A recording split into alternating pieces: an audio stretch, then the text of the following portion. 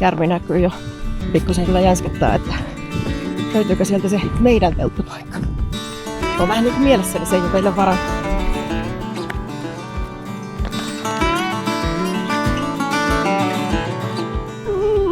Joo, se on ihan kohta.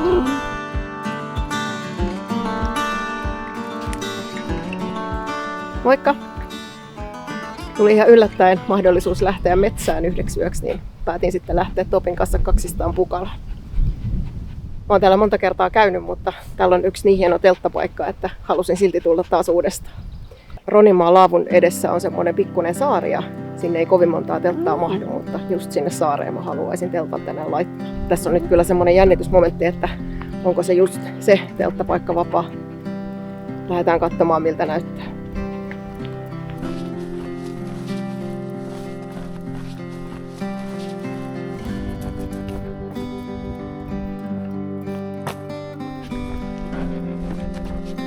Aletaan lähestyä Ronimaan laavua. Järvi näkyy jo. Pikkusen kyllä jänskettää, että löytyykö sieltä se meidän telttapaikka.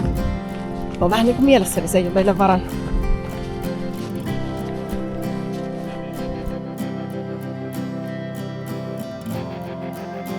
Ei ainakaan tänne asti näy, että siellä olisi ketään.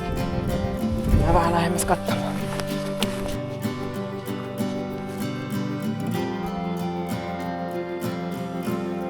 Saareen ollaan menossa, mutta venettä ei tarvita. Täällä menee tämmönen pikkuinen silta.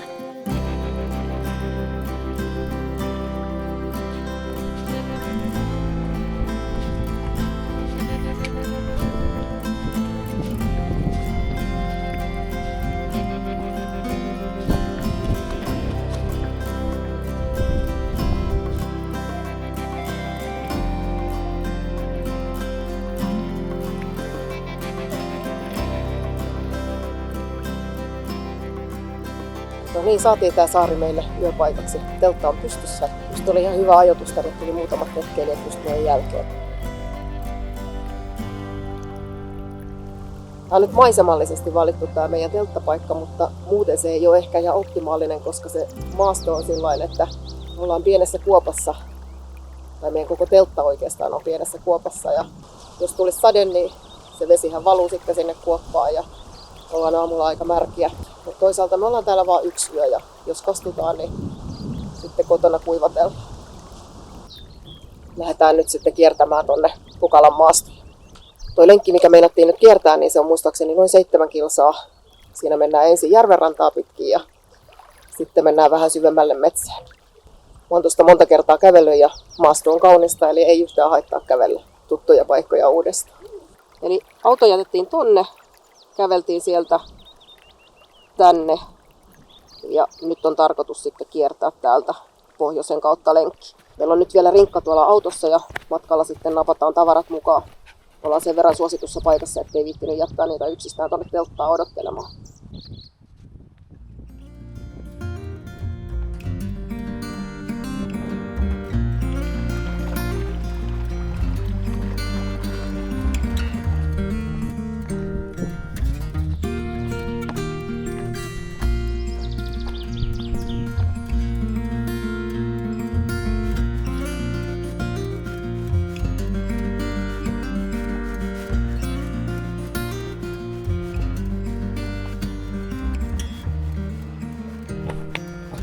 Harmi, ettei tuoksut tallennut tähän videolle. Ihanasti alkukesäinen metsä tuoksuu ja suopursut tuoksuu ja järvi tuoksuu.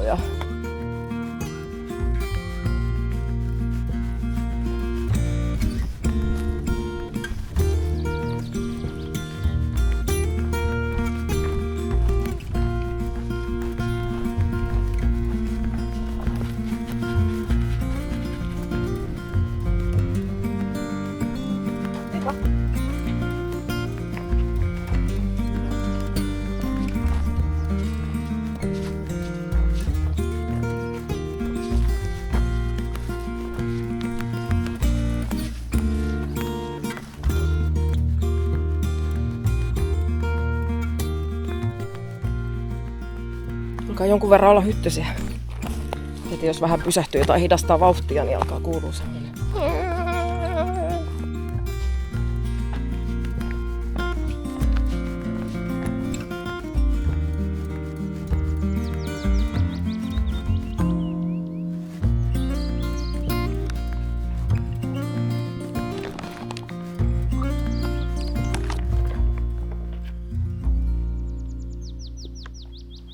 Oliko hyvä? Vai vielä yksi?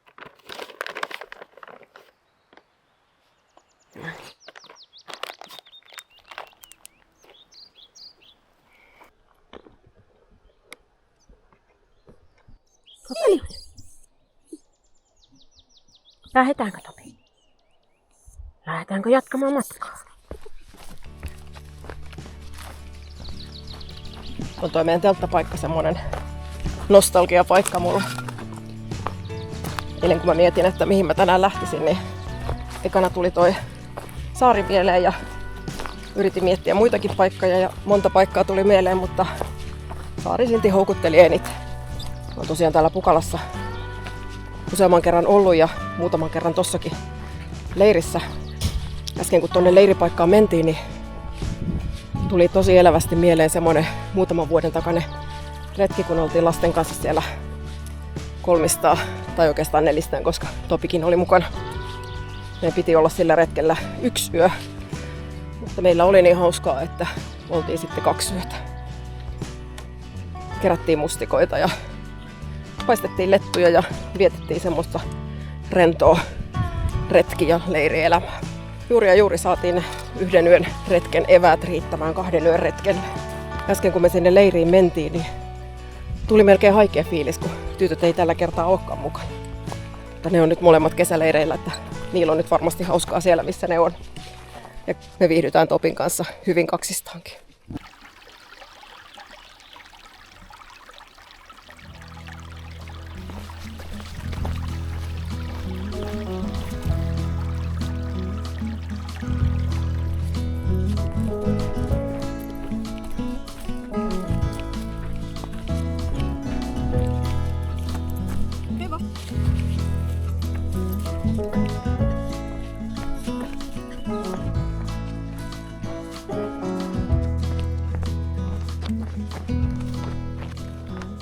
Toppu, tule. Topelius.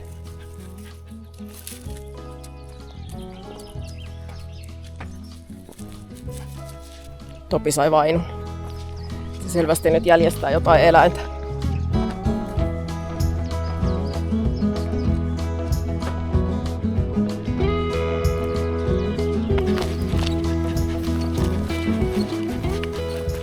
No niin, haettiin rinkkaa autosta ja tästä on vajaa kilometri tonne meidän leiripaikkaan ja sitten toivotaan, että siellä on teltta paikallaan ja kunnossa. Näissä yleisissä tai suosituissa paikoissa on se miinus, että aina ei voi tietää, että miten ne tavarat siellä säilyy. Tälleen kun ollaan kohtuullisen lähellä isoja kaupunkeja, niin täällä voi liikkua muunkinlaista porukkaa kuin pelkkiä hyvän tahtoisia retkeilijöitä.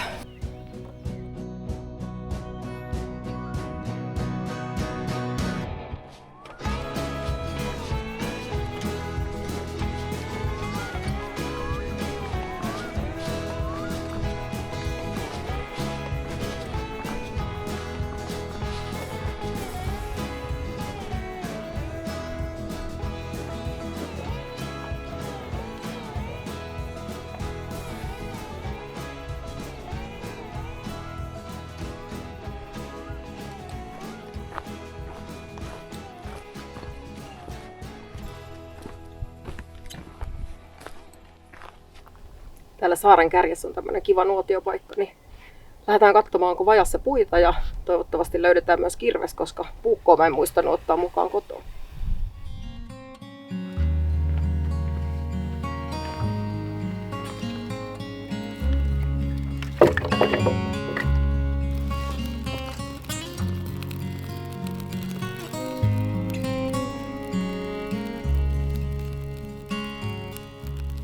Kohta alkaa olla hiilos valmis, niin siinä sitten kohta paistellaan nuotioburgeri.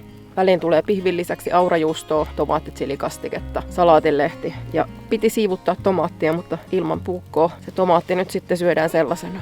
Pihvi on säilynyt hyvin kylmänä tuolla autossa. Mulla oli siellä muutama litran vesipullo jäädytettynä. Ne on edelleenkin jäässä ja pihvi oli ihan kylmä.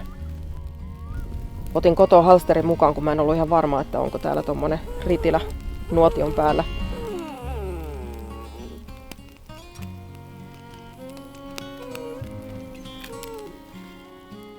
Tuli tosi hyvä. Mä paistan tuossa samalla Topille semmosen pienen jauhelihapötkön, niin laitetaan se sitten Topin ruoan kanssa. Joo, sä saat ihan kohta. Saat ihan kohta. Tästä tulee sitten Topin annokseen jauhelihat. Tämä jätin ilman suolaa.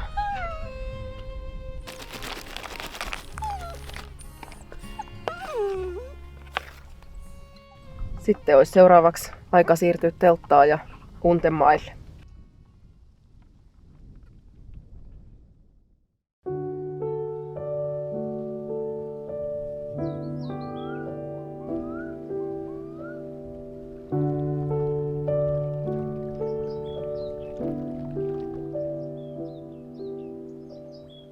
Huomenta.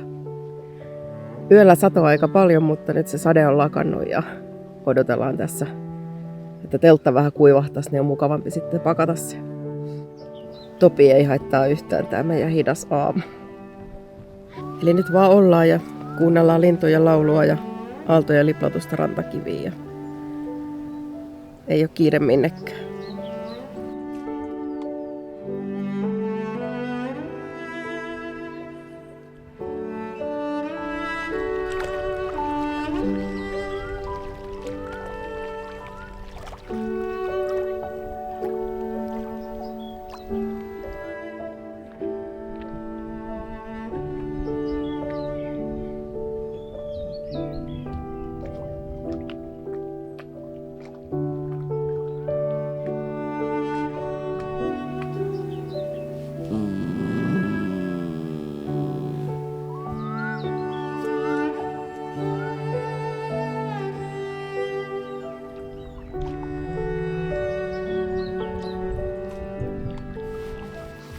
Nyt meidän pitäisi pakata se makupussi.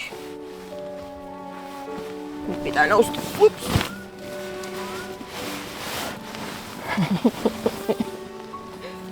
Pois.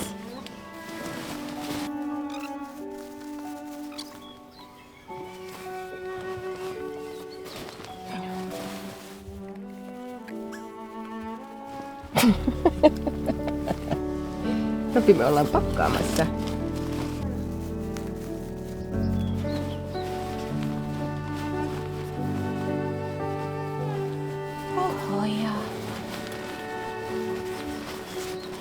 Etkö sä puheluun lähteä kotiin?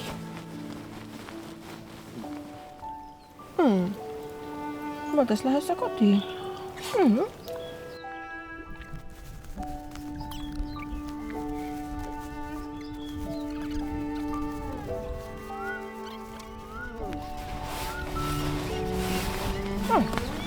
Sinne mennä.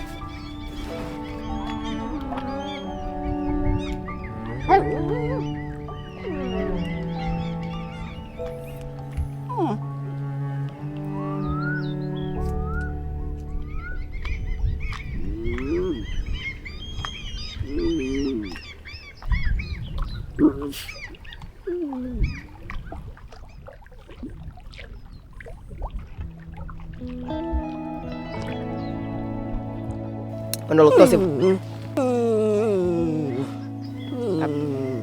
Kuulette ehkä, että Topi ei malta odottaa, koska mulla on tässä kädessä tää puikkopussi.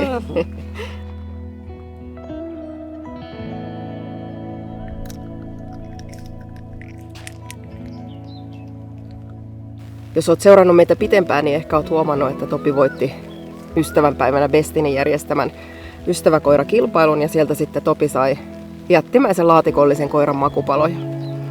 Joku aika sitten Bestin ehdotti meille kaupallista yhteistyötä ja mehän lähdettiin siihen tosi mielellään. Ensinnäkin siksi, että ne on Topin herkkua, ihan oikeasti ei tarvi leikkiä, että nämä on tosi hyviä. Ja toisekseen siksi, että Ne on Suomessa valmistettu suomalaisista raaka-aineista ja se on mun mielestä tosi hyvä. Viime vuonna oli isosti uutisissa kiinalaisista koiran puruluista ja taisi olla kiinalaista koiran kuivattua kananlihaa, jos en ihan väärin muista, niin niistä moni koira sairastui. Joku taisi jopa kuollakin ja tosi vakavia oireita saivat, niin sen jälkeen on ollut kyllä tosi tarkkana, että minkälaisia koirannameja tulee Topille syötettyä. Ja kolmas syy on se, että suurin osa näistä nameista on ihan sitä, mitä koiran pitäisi muutenkin syödä, eli sisäelimiä, lihaa. Kuivattuna ne säilyy pitkään ja ne on kevyitä kantaa. Voi viedä vaikka tonne erämaahan rinkassa. Me ollaan käytetty niitä ihan perinteisesti makupaloina ja sitten sen lisäksi näitä kuivattuja juttuja, niin mä oon palastellut ja murustellut semmoiseksi pieneksi melkein jauhomaiseksi, jota voi sitten laittaa nappuloiden päälle. Retkillä ja varsinkin pitemmillä vaelluksilla on tosi tärkeää, että Topi syö kaikki ruuat, mitä sille tarjotaan ja pelkkää nappulaa se ei yksinään ihan hirveästi syö. Ja näillä murusilla saa hyvin sen ruoan sitten maistumaan. Pitkillä vaelluksilla Topi joka tapauksessa laittuu ihan reilusti, eli vaikka se syö kaikenlaista herkkua ja ekstraa, niin siitä huolimatta se laihtuu, niin on tosi tärkeää, että syö koko annoksen aina loppuun asti. Sovittiin siis Pestinin kanssa kaupallisesta yhteistyöstä tämän vuoden loppuun asti ja nämä on kyllä sellaisia tuotteita, mitä mä voisin suositella ihan ilman mitään yhteistyötäkään ja olen itse asiassa jo suositellut ennen kuin tästä yhteistyöstä edes puhuttiinkaan. Niin ihan siksi, että ollaan oltu niihin tosi tyytyväisiä. Nyt oli niin pitkä juttu, että Topi meinaa nukahtaa mun syliin. Tuleeko sulle uni? Ulkona alkoi taas sataa. Meillä oli teltta jo äsken melkein kuiva, mutta nyt täytyy varmaan vaan päättää, että se pakataan märkänä.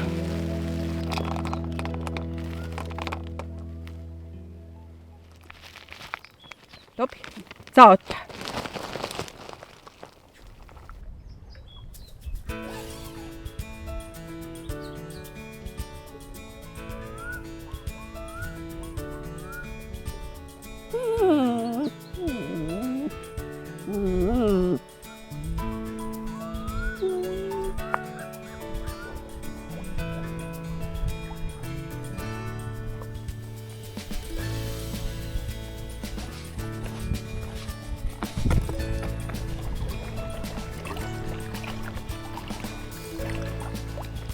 Tulikin sen verran lämmin, kun aurinko alkoi paistaa, että pitää nyt sitten saman tien riisua sadehaalaria ja ehkä villapaitaakin pois.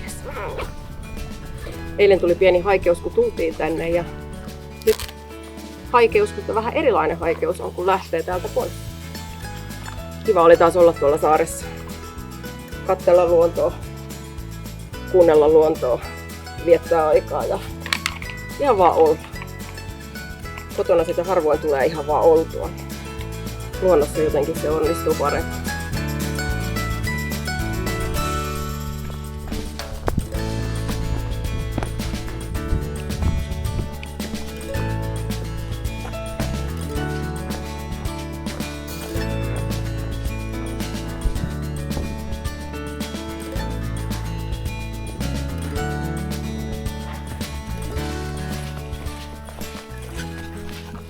Se oli sellainen reissu. Mitäs tykkäsit, Topi? Kyllä Topi tykkäsi. Se alkaa olla vähän hiljainen poika. Oli sulla jotain asioita. Ja näillä näkymin seuraava reissu onkin sitten Lappi, eli lähdetään sinne erämaavaellukselle. Kiva kun katsoit videon. Me nähdään sitten seuraavalla reissulla. Moikka!